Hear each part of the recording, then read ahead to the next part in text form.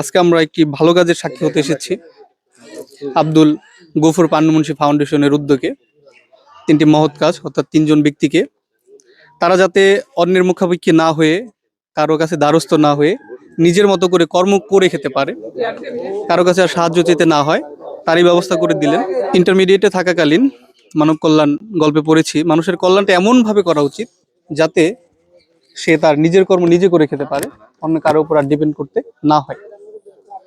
সেই ধরনের একটা উদ্যোগ এই আব্দুল গফুর মুন্সির যে তিন ছেলে, আশরাফুল মুন্সি, শাহাদাত মুন্সি এবং সাইফুল ইসলাম, তারা এই উদ্যোগটা নিয়েছেন। দুটি রিক্সা এবং একটি ভ্যান, তিনজন ব্যক্তিকে আজকে উপহার দেওয়া হচ্ছে, তারা যাতে তাদের কাজগুলা চালিয়ে যেতে পারে। আমরা সর্বদা দোয়া করব তারা যেন তাদের এই ভালো কাজগুলা করতে পারে, আরো বেশি বেশি করতে পারে।